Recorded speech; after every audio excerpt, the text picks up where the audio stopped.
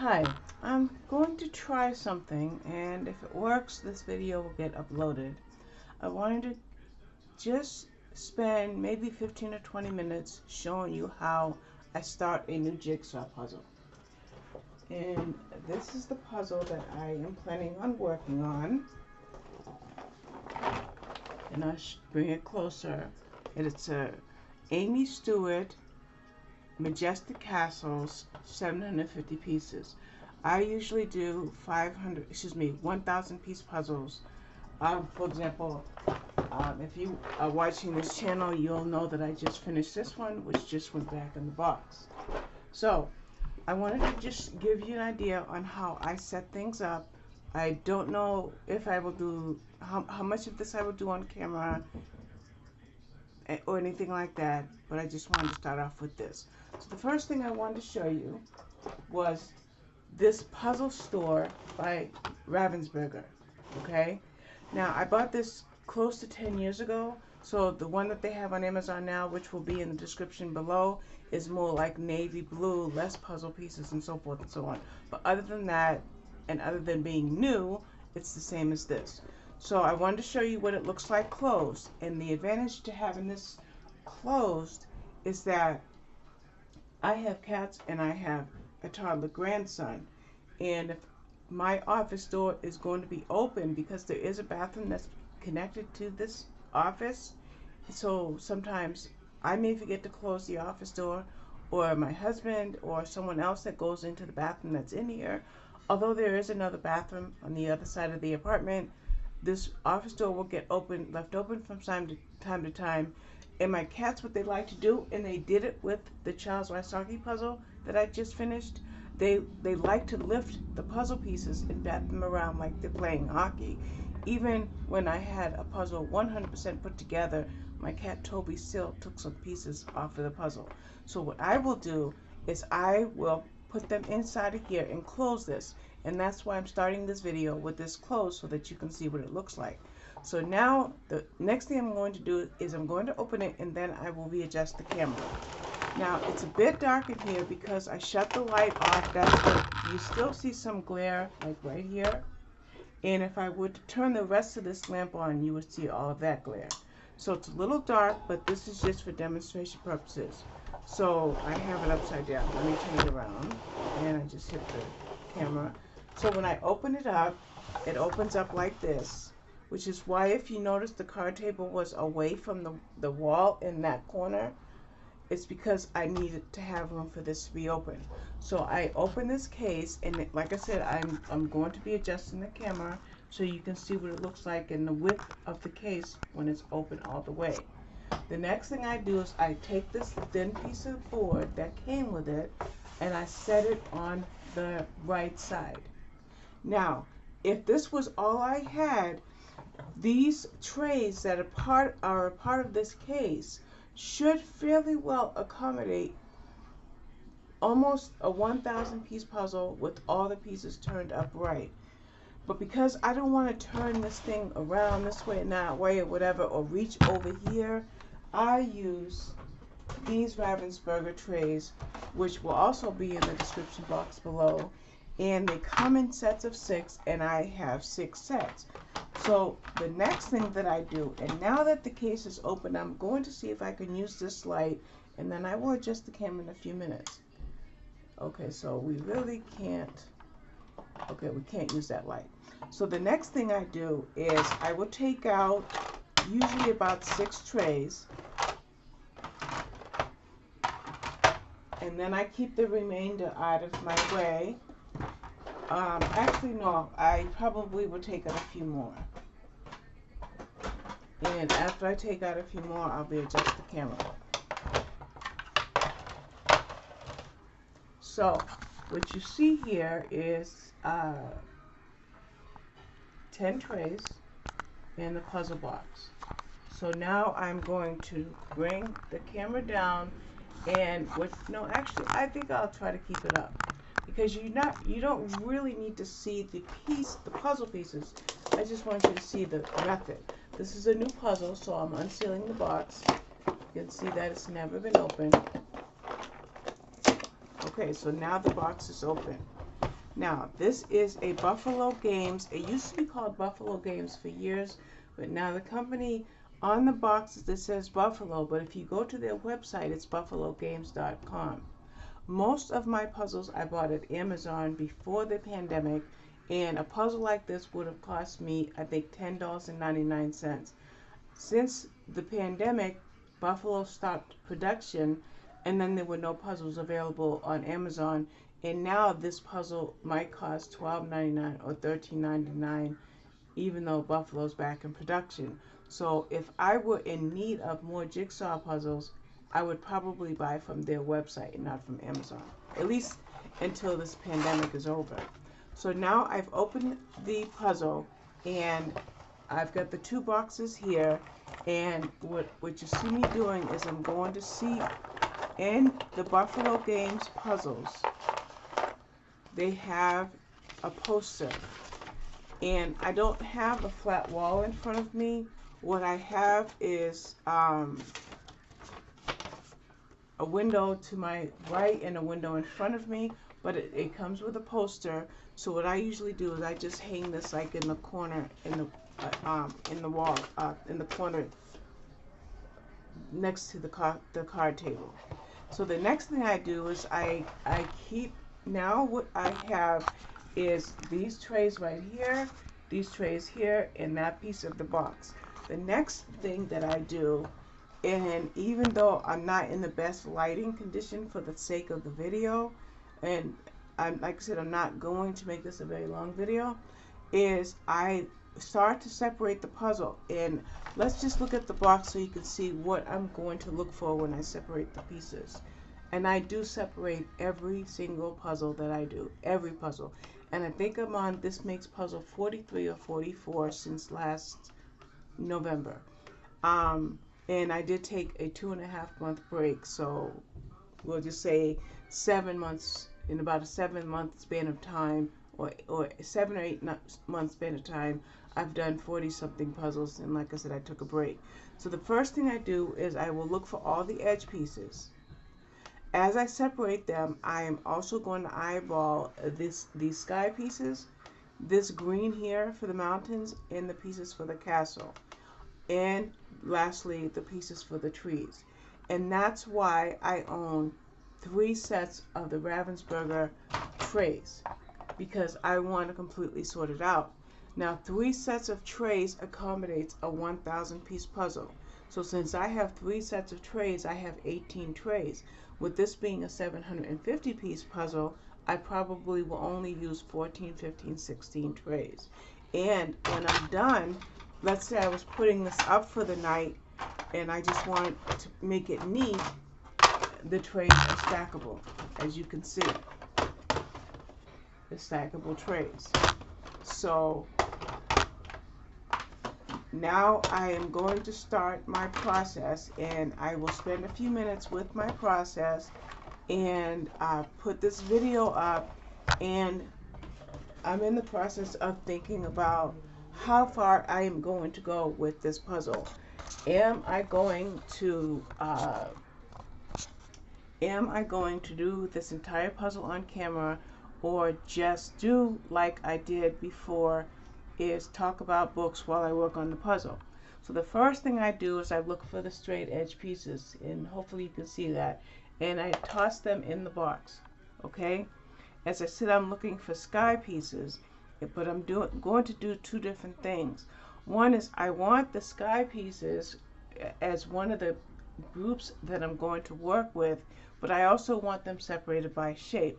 So if I were to work with, say, these 2 trays, and I want to make it so that you can see, let's get it. Let's find a way that you can see a lot of trays. So let's say I'm working with these 2 trays. I would put maybe this shape in that box, and then this is a different shape, and I will make that kind of the way I'm going to do it. But I'm not going to separate by individual pieces, more so colors, and try to group some of the pieces together. Now, I'm also always going to look, oh, you can't see the box. I'm also going to be reaching in the box for the straight edge pieces. And I'm going to push this up so you can see. and I'm dropping them in this other box here, my straight edge pieces. And then we have another part of the sky which is more, has more red in it. I'm sorry, let me, let's do this. Okay. The sky has this pinkish color and then it has a little bit more red. So this will get into a different tray. And you can't see me putting them in the tray. You just see me take them out and I'll explain what I'm looking for. So I just start going through, and I can bring this closer. You can see what I'm doing. And so what I would do is basically, let me just show you exactly how I do it. I would take an empty tray and grab a handful and sort from one tray at a time.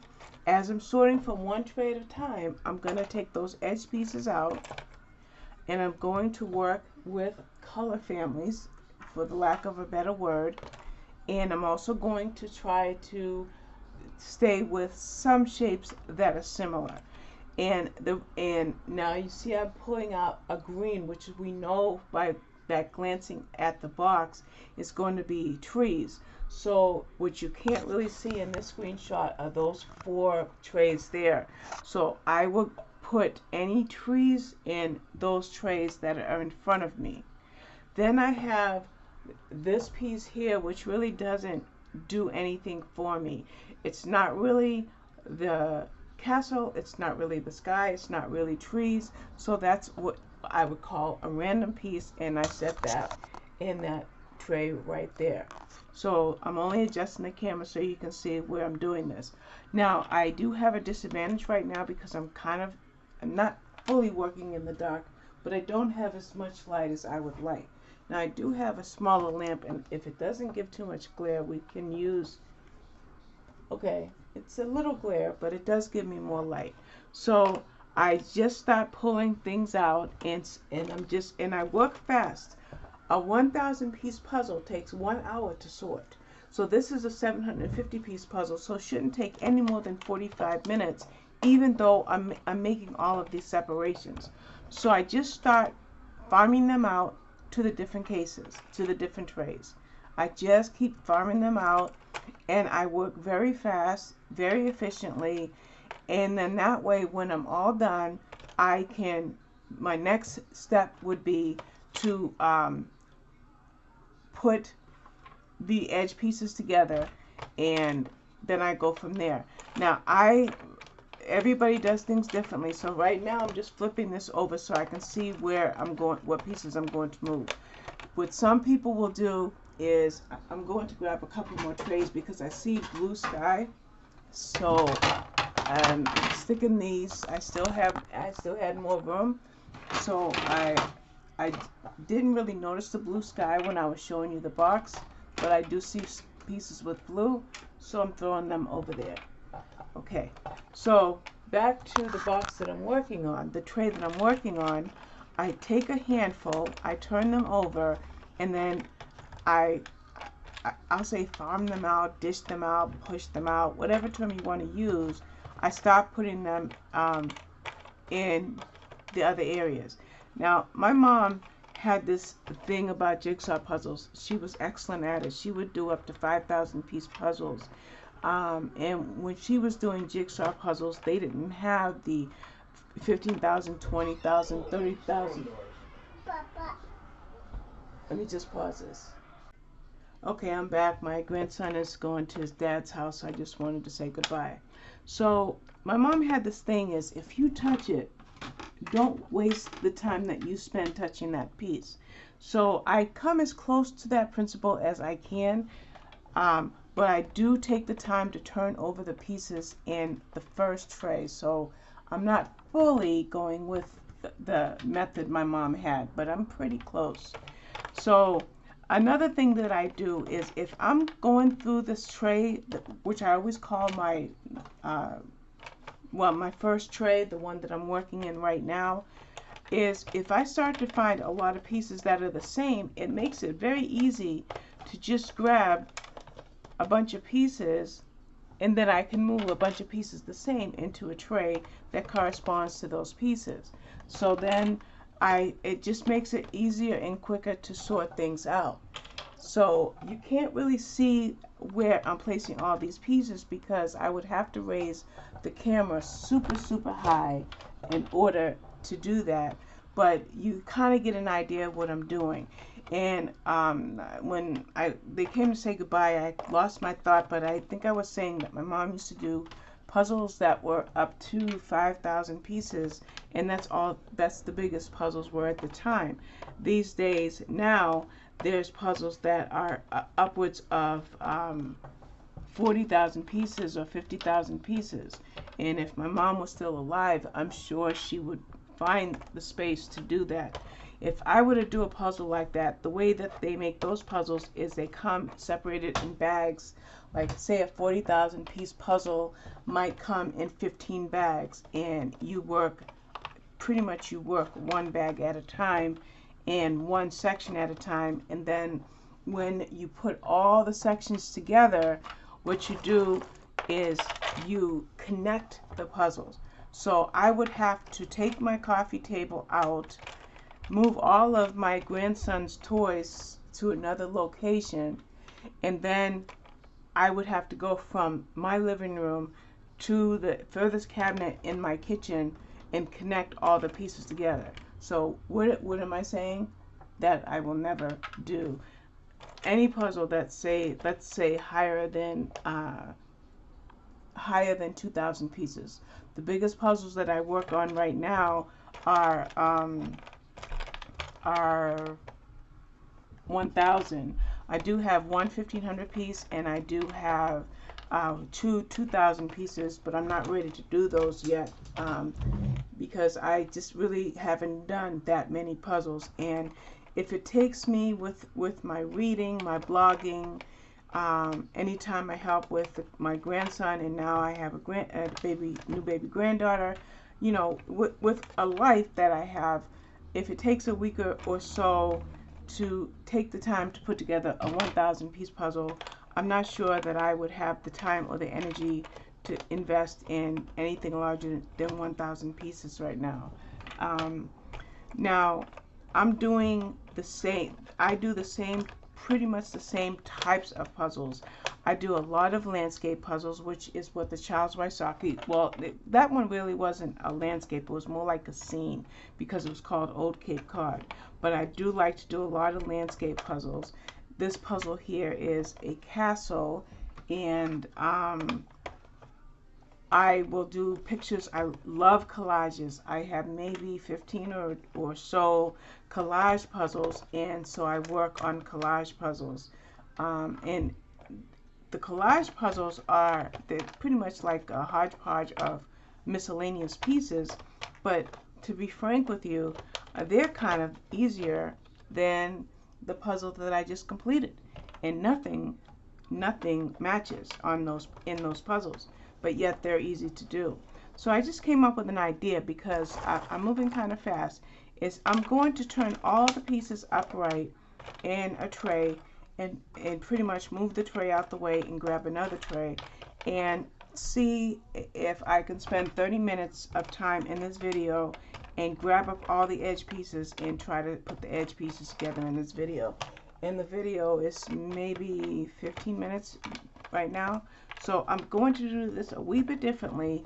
And what I'll do later off camera is I will take each tray and I will sort them out the way that I was telling you, because right now I really want to, stuff that jumps out at me, I guess I'm still going to separate because my brain just said move that piece over there. So like I see all these yellows, so I just want to get those yellows out of there. And you know, I want to show you that the edge pieces are very simple for me. I mean, they go together very quickly.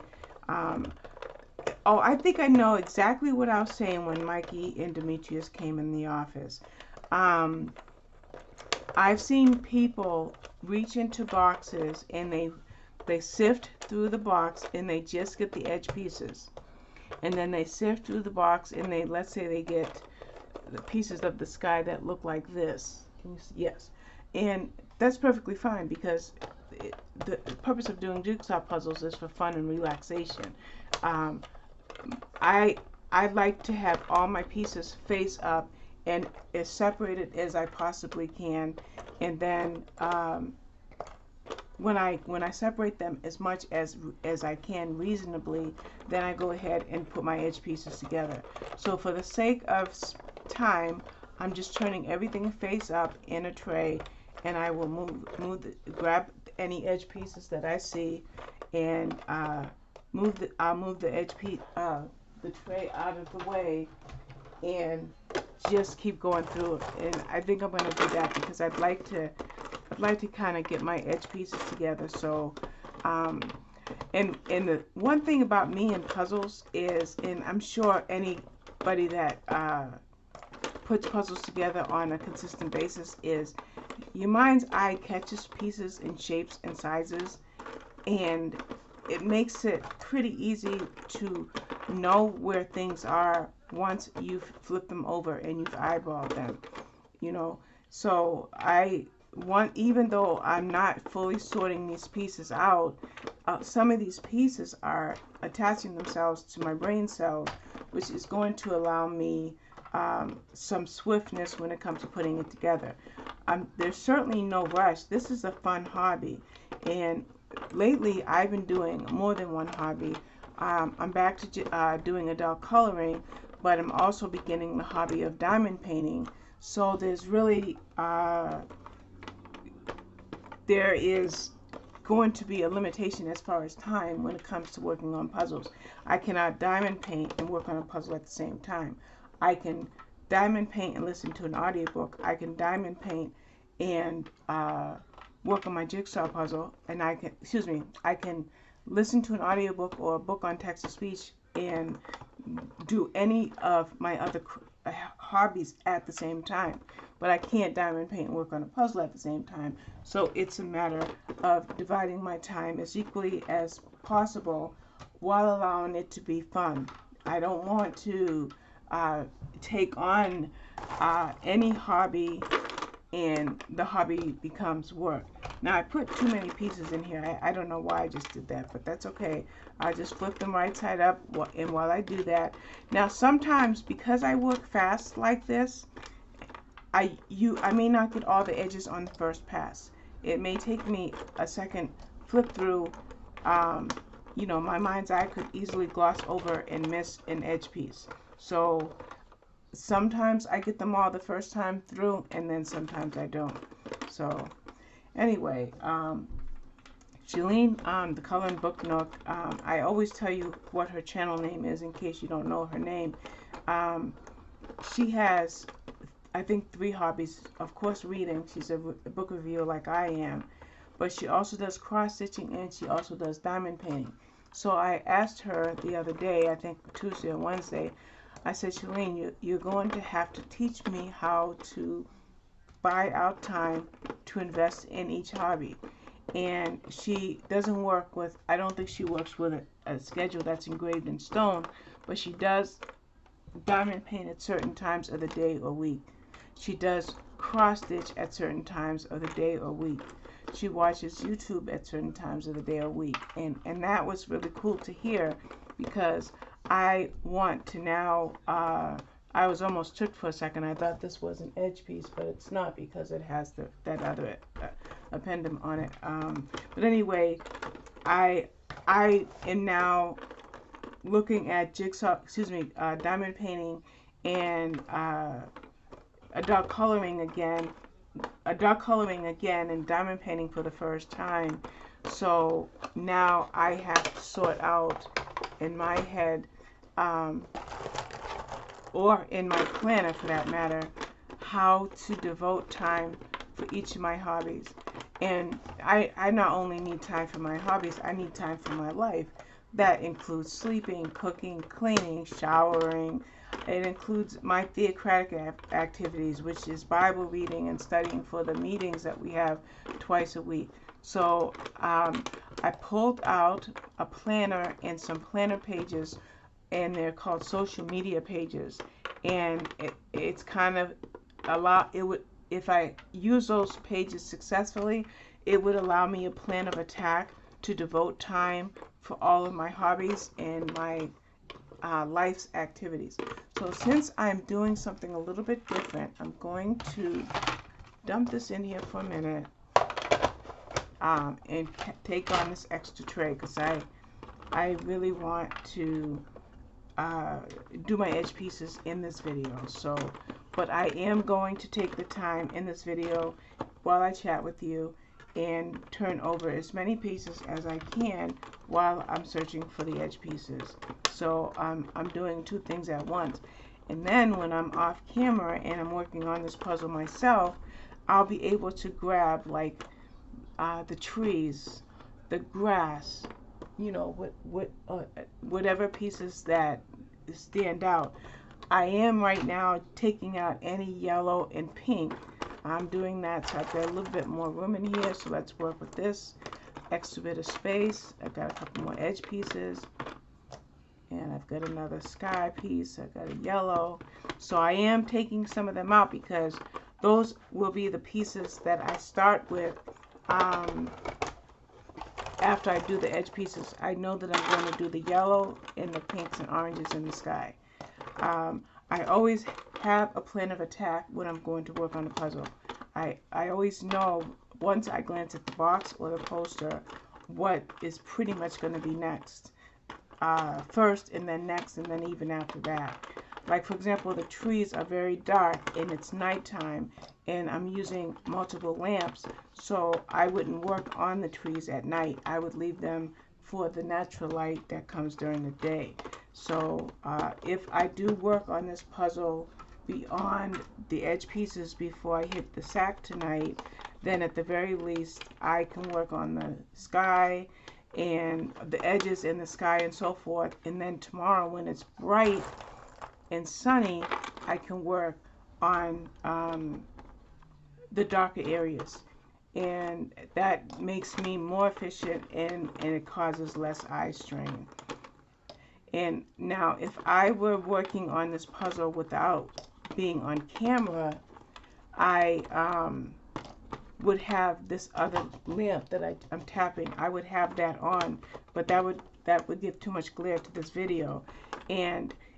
But even with, if I were using that extra light, I still wouldn't do the darker parts of the puzzle at night. It's just easier on my eyes. I have glaucoma and I'm on 3 glaucoma meds, eye drops, but I'm also on tears, like I can't think exactly what it's called, but it helps keep my eyes from being too dry. So I try to avoid eye strain, which is why I wouldn't work on dark areas of the puzzle at night. And I'm sitting the way my desk is oriented, there's a window directly in front of me and there's a window directly to my right, and that gives me all the light that I need during the day. And so that's how I would do it. And I'm just literally tossing them in the box. I'm just tossing the edge pieces over. Yes, I could have been nice and neat and put the edge pieces right side up, but it's going to be just seconds to flip them over once I locate them all. So I am being kind of careless about the edge pieces. But now I have a friend who I introduced to jigsaw puzzles, and we often buy the same puzzles, and we've done how do you say it? Just like you do buddy coloring or buddy reading, I've done buddy coloring with this young lady. She's young, she's got children, and one of them is a year old, so she's a lot younger than I am. And she works by section. She does do the edge pieces like I do, but she will just get bright pieces out. Like let's say that it's a bowl, it's fruit. I'm just gonna use that. She will dig through the box and get anything out that looks like an apple, and then she'll get anything out that looks like a plum, just as an example. And no, she's never done a puzzle that has fruit. And that's a method that I employ sometimes when I do my collage puzzles, because collage puzzles don't have any more than, say, 6 or 7 of the same color scheme in a row. You might get 12, well, let's say 10 pieces that would make up one part of the collage, and then the next pieces and the next pieces and the next pieces. So when I work collage puzzles, I do work far differently than I work on any other puzzle. And collage puzzles are probably one of my favorite. And the reason why is because the artist that I do them the most is the artist that made this puzzle, and her name is Amy Stewart. But my other favorite puzzle designer is Colin Thompson. And anybody that's a colorist pretty much knows who Colin Thompson is, because not only does he have a coloring book that is near to impossible to find, but I did find it on Etsy, but he also was featured in Color in Heaven. I can't think of the name. I can show you though, if I don't knock my laptop over. Let's see if I can reach.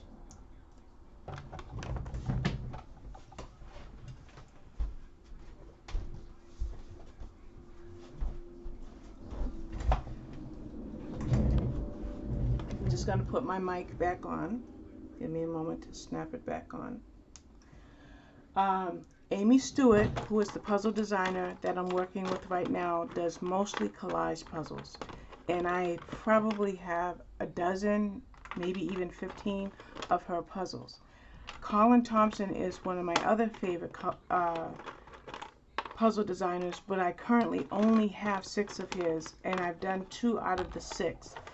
They are complete collages, and I'll call them collages because it's random. So Colin Thompson was featured in this Coloring Heaven magazine, and it's Busy World Special, and this is the way his puzzles look, so you can see what I'm talking about.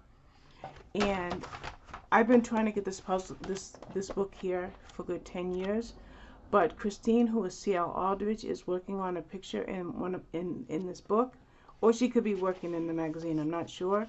And she said that it was available on Etsy, and Etsy had 1 more copy, and guess what? I got it, and it's right here. So I only have 6 of his puzzles, and I will search high, low, up, down, and around until I own all of his puzzles. Now, I mentioned that you don't get a lot of the same pieces in the same color schemes when you work on collages, but yet for some weird reason I can put together a collage puzzle almost like with one hand tied behind my back. So I don't know why I'm really good at those. So like I said, Amy Stewart, who did this castle puzzle, I have a lot of her collage puzzles, and I have a lot of Colin Thompson, the artist I just showed you. I have another huge group of collage puzzles, and they're by a puzzle company called White Mountain, and I think I have 8 to 10 of their collage puzzles and I think of their collage puzzles I may have done 2. So collage puzzles are probably my favorite type of puzzles. My second favorite type of puzzles are landscape. Anything with a anything at all with a lighthouse. I think these are all full, yes. Anything with a lighthouse. I'm just putting these trays that I'm filling up on the desk behind me, because I only have 1 more tray I'm going to fill right now, and then I'm going to put the edge pieces together, and we'll see if in all this fast flipping if I found all the edge pieces. Oh, I lost my thought. But anyway, collage puzzles are among my favorite. They're just so much fun to do, and what I really wanted to do when I do my next Colin Thompson puzzle is to find the matching page in the coloring book or the Coloring Heaven magazine, and I plan on doing those concurrently, working on the puzzle and coloring the same colors in a coloring book picture. So that's going, because I've never colored anything of his. I've just done his puzzles. So that's going to be a fun challenge that I'm going to embark on. I'm going to just dump these, get this box out the way for right now. I'm just tossing it on the floor because I'm close to being done, and I'm just grabbing out some edge pieces that are jumping out at me. Now, the way that I'm doing this, I have sorted out pretty much all of the sky in the different parts of the sky, the reds, the pinks and oranges, the yellows. So when I finish the edge pieces, the sky's going to go together super fast. So people don't like skies, like in the puzzle groups that I'm in, the sky is the least favorite. But the way that I grew up, my mom did a lot of puzzles, and she wouldn't let us help her except for the sky. And sky was my job. And so I've fallen in love with doing skies. And so that's why I'm focusing on getting the pieces of the sky out while I'm also focusing on getting the edge pieces out, because that's just something that I like to do. And so I am close to turning over all the pieces, and then what I'll do is you see this, a lot of puzzle dust? Can you see? Yeah, there's a lot of puzzle dust. So what I will do when I empty this tray of pieces, I will use my hand, well, it's a Dyson, but it has attachments. I'll just use my vacuum cleaner and vacuum up the puzzle dust. Puzzle dust comes hand in hand with jigsaw puzzles, unfortunately. There are a couple manufacturers out there who give you zero puzzle dust, and people in the coloring community, in the puzzle community, love those puzzles because everybody hates puzzle dust. Because you got some people with allergies and things like that. Okay, so I'm just gonna grab these few sky pieces, blue sky pieces anyway. Blue and cloudy. Okay, so I'm just gonna, okay, so as far as I know, I got all of the edge pieces. I could be wrong. And what I will do right now is I'm just going to stack these trays and show you what the way that I work next. So I'm going to put the lamp kind of in the middle. Nope, that's too much glare. We're going to shut this off for now because I don't want the glare to be too much. So then I quickly put my edge pieces together. Now, if I was doing a 1,000 piece puzzle, and we are about an hour in, if I was doing a 1,000 piece puzzle, it would fit the length and the width of this black board that comes with this puzzle case. The puzzle would cover it from corner to corner. But this is I'm going to slide this over, so I'm stretching my arm and my arm's getting tired. Let's see, let's adjust the camera so you can see what I'm doing. This is not going to cover edge to edge because it's only a 750 piece puzzle. Now, while I put the edge pieces together, I'm going to keep checking to make sure I'm in frame. I want to tell you why I'm doing this puzzle. And it's not going to get too personal, but you know, I'm in a lot of communities in social media because of my hobbies. So right now I'm going to sort out the trees. I'm just separating the pieces. I'm in a lot of communities. I'm in the planner community, the book community, the blogging community, which is not the same as the book community. I am in the coloring community, I'm in the puzzle community, and now I'm in the diamond painting community. So what that does is you meet a lot of people. Some people become your friends, some people are simply associates, and then some people are people that you don't like, and you know that if you were like in a real life situation, face-to-face situation I should say, that's not somebody that you would befriend. So And so because of the multitude of personalities in all of these various communities, there's conflict sometimes, and I'm trying to keep things adjusted so that you can see them. So now I've kind of like, I just do it a little bit more. I'm going to work with, this is the top of the puzzle, these bright pieces. So I'm just trying to get them in one area. Because of social media being what it is, and the world being the way the world is, has nothing to do with COVID, and with humans being the way humans are. So you just put all those things together, there's going to be conflicts.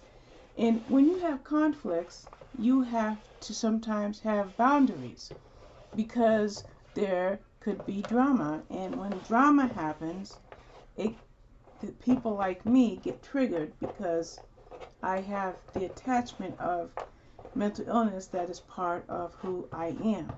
So I was talking to my therapist one day, and this is not going to get dark. This is kind of interesting to me anyway. And we occasionally talk about boundaries, because I will present something to him and he'll help me work through it. That's what a therapist does. They help you work through whatever you're going through. So he wanted me to think of a way that I could say to myself or remind myself when it's time to have a boundary. So we talked about bridges and a picture he has in his office that I've commented on. He's got pictures and sayings and photos and things, and so I've got this kind of it's almost like an eidetic memory. I remember pretty much a lot of things that I see. So he knew that so we talked about this picture in his office and how it had a bridge, and so he wanted to know why. He asked me why was he talking about the picture in his office when, because of COVID, we're having our sessions via telehealth. And so I wasn't quite sure. I didn't know quite how to answer him. So he said, why don't I look at the conflicts that I run into, and I'm not talking big stuff. I'm just talking about everyday human nature being what it is, and people not always getting along. So he said, what could you do to remind yourself that sometimes you need to set boundaries? Everybody's not going to be your friend. Everybody's not going to, I have made some really good friendships, and I'm talking about people that I video chat with and talk to for 2-3 hours a day. But he said, but that's not always going to happen. So what could I have to help me to remember when it's a good time to set boundaries? And I said, well, I could draw a picture of a bridge, but I can't draw. I could go to the internet and I can Google a picture of a bridge, or I could buy a jigsaw puzzle that has a bridge on it I could look at that puzzle and know that it's nothing wrong with setting boundaries. So he says, well, you don't go out and spend money on a puzzle. Let's think of another way to do it. So that was pretty much the end of the session, and that was that. So I was in bed one day. I had just started the Child's Waisaki puzzle, and I went through the process of sorting it. But then I recently moved all of my jigsaw puzzles in my room, so I was laying on my left side, and I looked over at this at the side of this puzzle here, and I saw the castle, and I'm thinking, castle has a moat. And what do you do with a moat is you keep certain people away. Back with drawbridges and moats in those times, if the drawbridge was up, you couldn't get into the castle. So I thought, why not do this puzzle and hang it above my desk as a reminder that it's okay to set boundaries. And that's why I'm doing this puzzle. Like I said, I've used terms like my therapist, appointments, drama, whatever. But I'm not feeling negative. There's really no negativity that's flowing through me right now. I'm in a very positive frame of mind. But this puzzle will go above my desk, which is, I have a whole wall above my desk that I am not using for anything, so I will frame and glue. I will glue and frame this puzzle, and it will be a reminder that it's okay to set boundaries. And it doesn't hurt that my favorite puzzle designer made this puzzle. That's kind of like a bonus. So see, like I don't have a piece that goes here, so that means that I may have left a piece in the box, which it happens. I'm not always grabbing all of my edge pieces on the first go through because I go fast. It's better to go fast, at least for me. It's better to go fast on my first go through of doing puzzles, of sorting, because it gets me started. It wouldn't be fun if it took me 2 days to sort through the pieces just to find the edge pieces. So I just go ahead. Am I staying in frame? Yes. I just go ahead and I start putting in, you know, I'm looking around the table and I'm finding pieces that look like they would go, and that's what I'm doing. So I put the edge together, and then I go to my next part of the puzzle that I want to work on, and in this case it's going to be this guy here. So it's been more than an hour, so I think it's fair for me to stop right now and to let you know that actually I'm not even going to continue. I'm probably going to go read because I really want to finish a book. I've got a blog tour coming up, and I've got a review that I have to fine-tune for tomorrow morning. So I think I'm going to end this video and upload it. I will link the puzzle case, the puzzle tray, and I will also link the puzzle tray and the puzzle case. And I just wanted to show you how I get started with a puzzle. Now, it's up to you guys. I will leave it up to you. If you would like me to work this puzzle on camera, just let me know and I will. And if not, that's fine. I've got other things I plan to do on camera, and that is diamond painting and adult coloring. So you can see how quickly I put the edges together, even though, you know, as I'm doing it, I make a lot of mistakes. You know, I think something goes and it doesn't, but then who doesn't make a mistake when they're working on a puzzle? But it's fun. It's a lot of fun. But I will say this, though, and I know I said I was going to stop, but I'll just go for another minute. I think diamond painting is more relaxing than jigsaw puzzles. I really do. I've only done one diamond painting so far because I'm waiting for more diamond paintings to arrive that I ordered from Dreamer Designs, and one has been shipped and I should have it tomorrow, and the other 3 I don't have shipping confirmation yet. And then I ordered 4 puzzles from Diamond Art Club, so I will be doing that on camera. So I keep saying I'm going to stop, but it doesn't take, like, I'll look up and I'll see something that goes somewhere and I'm like, well, let me just put this piece in, let me just put that piece in. So that's about it for now. I'm going to upload this video, pop a couple links in the description below, but I wanted to show you how I set up a puzzle. So you see, this is the sky, it's all going to connect. This is the trees and the trees at the bottom, and so forth and so on. And I'll stop here. If you like what I'm doing, and if I haven't totally bored you, let me know and we can do this on camera. If not, I'll just show you progress pictures and put them up on my Facebook page. But that's it for now. Bye bye.